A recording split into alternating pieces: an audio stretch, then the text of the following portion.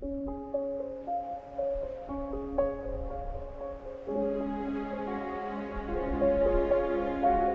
rapidly growing dot on the horizon on Rathmullan beach is not the same one you saw departing a few minutes ago. The cognoscenti among you would spot that this horse, belonging to Daniel's friend and mentor Jim Morrison, is a pacer, while Lucky, still out of sight, is a trotter. You might also spot that these horses, being freshened up after the run on the beach, are racing thoroughbreds. And the car park where these ablutions are taking place would have looked like this back in the late 50s or early 60s, when our pleasures were simple and few and far between.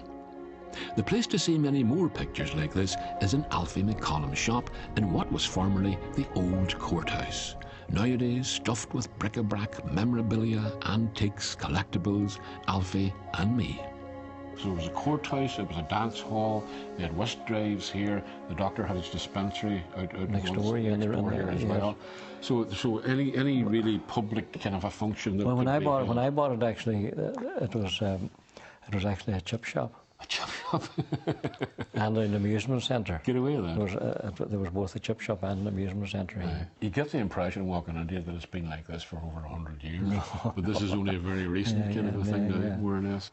Well, I first of all, I don't think I can think of any other building that's had so many different functions and uses over its life. And that's right. There's probably, if I could think of them, there's probably more things that are in it. Like, how old would the building itself actually be? Have you any idea? It goes back to... It's probably mid-1800s. Mid-1800s, right. So it's had all these different functions, and then you've brought onto it now more objects than I think it's possibly put into any equivalent space.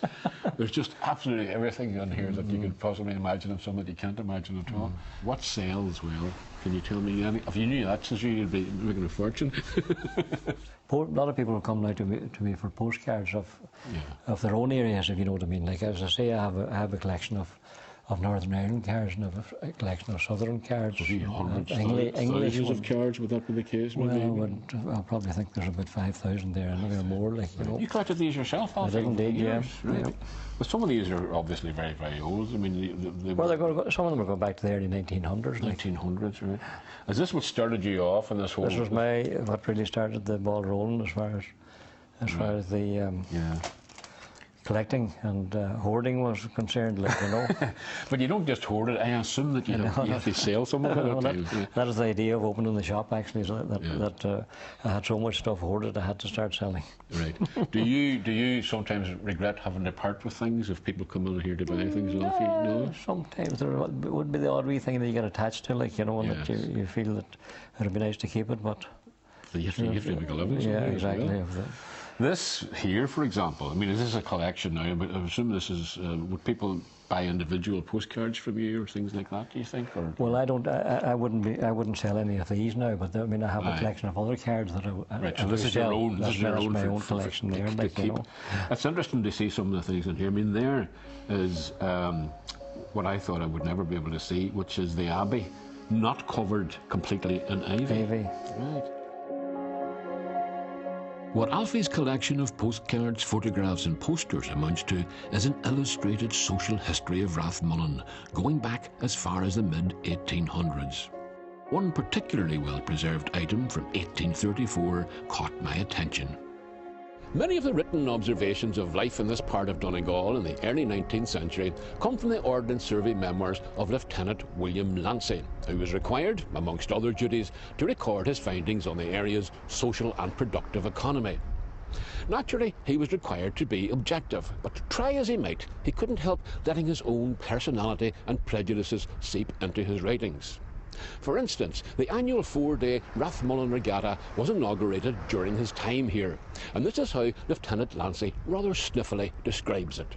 The gentry of Lough Swilly, he writes, established a regatta at Rathmullan in 1833, which brings together a great number of boats and booths and beggars, attended by no inconsiderable degree of fighting and unnecessary idleness. I have not heard of any advantage arising from this regatta.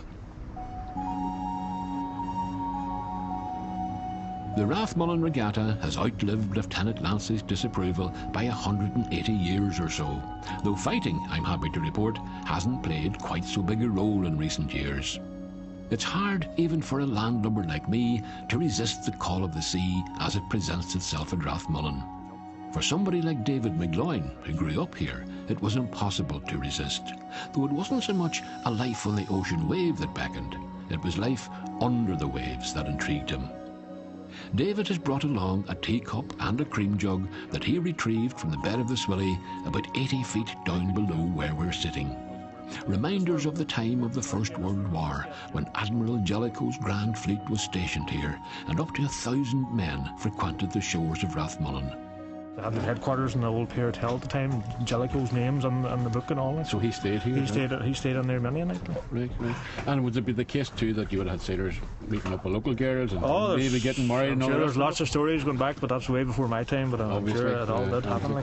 But I mean, it's interesting that you grew up beside, without all that history, and you became a deep-sea diver yourself. I'm diving now. When did that notion occur to you? I would say the first idea I got was in the kind of early 80s. The ship, the Hull Gardane, was here. It was a big North Sea sat ship, what's it called? So it held the saturation divers on board, and they were out working on the Atlantic, which is sunk at the mouth of the bay, looking for the gold. I see. And we came down as a boy. I was only, I could have been 8 or 9 at the time, running about. But I remember going on board and looking into the chamber and seeing the divers all sitting in doing their decompression. And I remember the man saying they have to stay there for 3 days before they can come out, and we were all amazed with us because we didn't know what it was. But then that was what we thought that was the job of a diver. I suppose from then on it was always in the back of my mind, and growing up at the sea and it was the gold as well. The gold was the one. Finding treasure. That's it. Cousteau, finding the treasure. Yeah. And once I left school, I got a job with a fish farm. Mending nets, and there used to be the potato store there. Right. And they were looking for a diver full time, and I had already been in the Sheephaven Sabacqua, and they said they would train me up, and if I worked for them, and it's sort of been since I've been 18 years old. Have you had, or would you admit to, any hairy episodes yourself? I've had a few.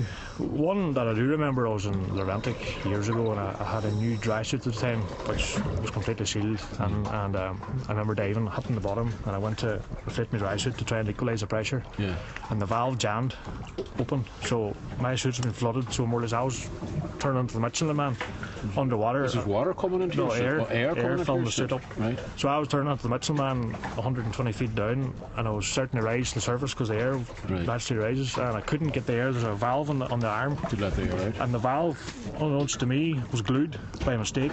There was in the factory that glued the valve shut, so I couldn't get the air out, so I was hurtling towards the top. And it's serious, you can get decompression sickness. Of course, you get a burst lung, and there's any amount of things can go wrong. And how far down was the Atlantic? It's 120 feet, so just 40 metres.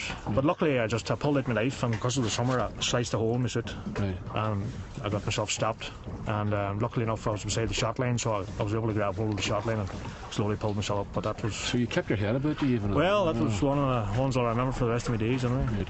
But a lot of the diving that you do is for, I suppose, your pastime, your pleasure at the same time. I mean, diving on wrecks and things like that, it's not commercial diving. No, that's just my own pleasure. I'll be involved in the Sheephaven Tobacco Club.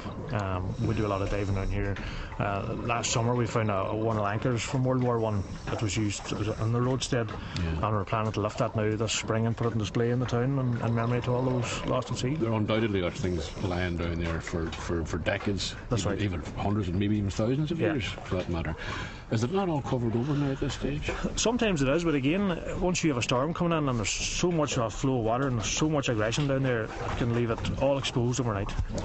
Even the seabed? Yeah, even the seabed. So that changes. I mean, these here, all we seen with that was the nub sticking up like this. And we just kind of swished down it. And the seabed is mostly salt and wee grain, it's like a grainy sand. Right. So we just popped it out easily enough. So it's a wee bit like maritime archaeology almost. You have to be careful. I mean, if you just snapped it out, it'll probably break. Right. You just take your time, most things will come out. But you can swim past things for half an hour and come back, and a kick of the fin might expose the top of a cup or the top of a jug or the top of a knife or whatever. So you're always looking, always observations of one in the water. Always look. Now, I also know that you can practically see in the dark as well, because you were telling me a story earlier on about. That's right. Gary, who very kindly took us out here in this boat. Yeah. Had a story about one wonders night. Yes. At around 5 o'clock in the evening, the phone rang and it was Gary. In a state of a panic, shall I say. His prized Rolex watch had gone for a swim, and he was a bit concerned that the as I say, They couldn't go home without it. They couldn't go home without it. They weren't allowed home. So he asked me to come over and maybe take a look for it. So I asked over in Fawn. Over in Fawn, so I packed up the gear and away I went, and I jumped in, and luckily enough, it was pitch black though. Pitch black, dark night. Put on my headlights and top my hat, and I went. And luckily I had it found in a couple of minutes because it had just gone into the mud, and it was because I was there so quick, it reflected. And you left it for a day or two, you'd never have found it. You might never have seen it again. The mud was covered over, and that's it gone. So Gary owes you big time, does he? I'm still waiting for that point. Very good, very good. So you can see in the dark as well as everything. You can see in the dark. Another thing we found was about 10 years ago. A young lady was shaking her hand. She tied up her father's boat, and her engagement ring slipped off.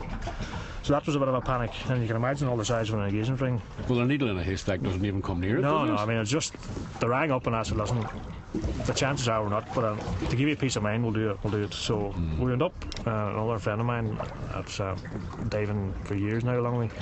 We went up and said, right, we're going to go in and we'll spend half an hour, and chances are we're not going to get it, but we'll try our best for you. Luckily enough, we were in the water about 30 seconds. And up he came with a ring in his little finger, and he says, that it there? So she was all kind of amazed. And I was amazed myself, because I thought, this is never going to happen again.